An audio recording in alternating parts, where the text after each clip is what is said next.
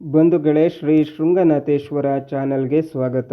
ಭಗವದ್ಗೀತೆ ಅಧ್ಯಾಯ 2 ಸಾಂಖ್ಯಯೋಗ ಶ್ಲೋಕ 22.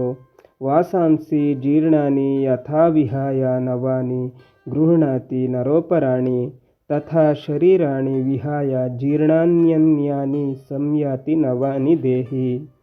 ಮನುಷ್ಯ ಹಳೆಯ ಬಟ್ಟೆ ಬರಗಳನ್ನು ಬಿಸಿಟು ಬೇರೆ ಹೊಸತಾದುದನ್ನು ಉಡುತ್ತಾನೆ. ಹೇಗೆಯೋ ಹಾಗೆ ಜೀವ ಒಂದು ದೇಹವನ್ನು ಬಿಟ್ಟು ಬೇರೆ ಹೊಸ ದೇಹವನ್ನು ಪಡೆಯುತ್ತಾನೆ.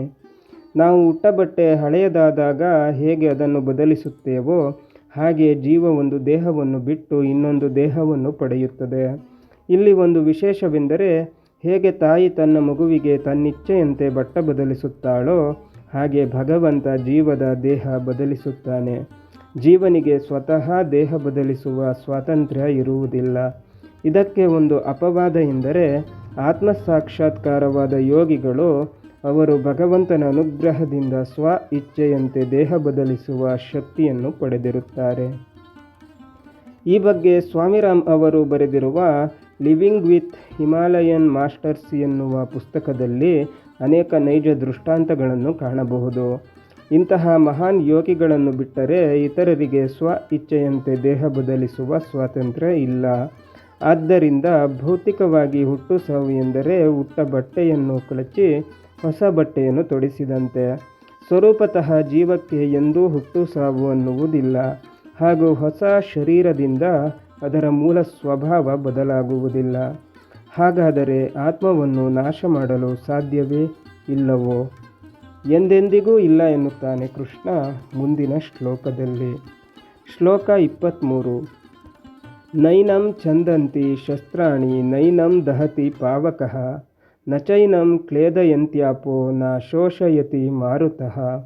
ಈ ಜೀವನನ್ನು ಭಗವಂತನನ್ನು ಆಯುಧಗಳು ತುಂಡರಿಸವು, ಇವನನ್ನು ಬೆಂಕಿ ಸುಡದು, ಇವನನ್ನು ನೀರು ನೆನೆಸದು, ಗಾಳಿ ಒಣಗಿಸದು. ಯಾವುದೇ ಒಂದು ವಸ್ತುವನ್ನು ನಾಶ ಮಾಡಲು ಇರುವ ಮುಖ್ಯ ಅಸ್ತ್ರ 4: ಮಣ್ಣು ಘನ ಆಯುಧ, ನೀರು ಬೆಂಕಿ ಹಾಗೂ ಗಾಳಿ. ಜೀವ ಸೂಕ್ಷ್ಮರಲ್ಲಿ ಸೂಕ್ಷ್ಮ. ಶಾಸ್ತ್ರಕಾರರು ಹೇಳುವಂತೆ ಕುದುರೆಯ ಬಾಲದ ಒಂದು ಕೂದಲಿನ ತುತ್ತ ತುದಿಯನ್ನು 10,000 ಭಾಗಗಳಾಗಿ ವಿಂಗಡಿಸಿದರೆ ಸಿಗುವ ಒಂದು ಭಾಗ ಎಷ್ಟು ಗಾತ್ರದ್ದೋ ಅಷ್ಟು ಗಾತ್ರದಲ್ಲಿರುತ್ತದೆ ಜೀವ.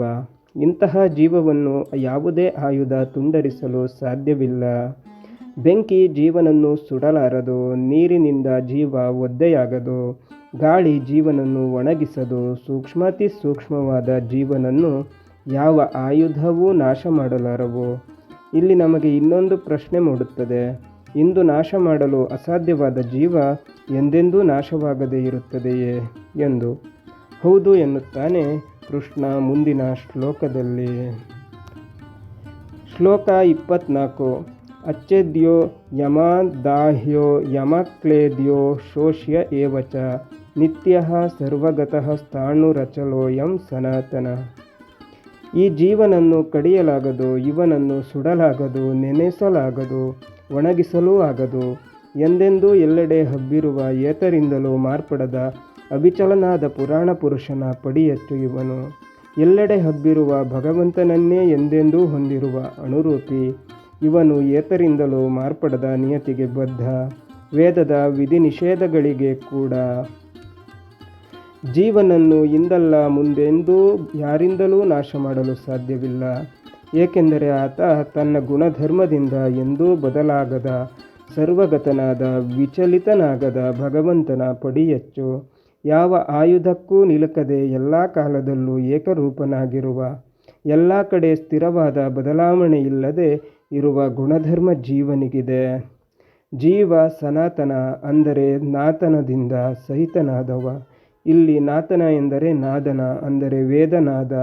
ಜೀವ ವೇದನಾದದಿಂದ ಸಹಿತನಾಗಿ ಸಮಸ್ತ ವೇದ ಪ್ರತಿಪಾದ್ಯನಾದ ಭಗವಂತನ ಮಡಿಲಲ್ಲಿ ವೇದದ ವಿಧಿ ನಿಷೇಧಗಳಿಗೆ ಬದ್ಧನಾಗಿರುತ್ತಾನೆ. ಅದು ಸರ್ವಗತನಾದ ಭಗವಂತನನ್ನು ಆಶ್ರಯಿಸಿರುವ ಮಹತ್ತಾದ ಅಣು. ಬಂಧುಗಳೇ, ಭಗವದ್ಗೀತೆ ಸಾಂಖ್ಯಯೋಗ ಮುಂದುವರಿಯುತ್ತದೆ. ಅಲ್ಲಿಯ ತನಕ ನಮ್ಮ ಚಾನಲನ್ನು ನೋಡ್ತಾ ಇರಿ, ಶೇರ್ ಮಾಡಿ, ಸಬ್ಸ್ಕ್ರೈಬ್ ಮಾಡಿ, ಲೈಕ್ಸ್ ಕಮೆಂಟ್ ಮಾಡಿ.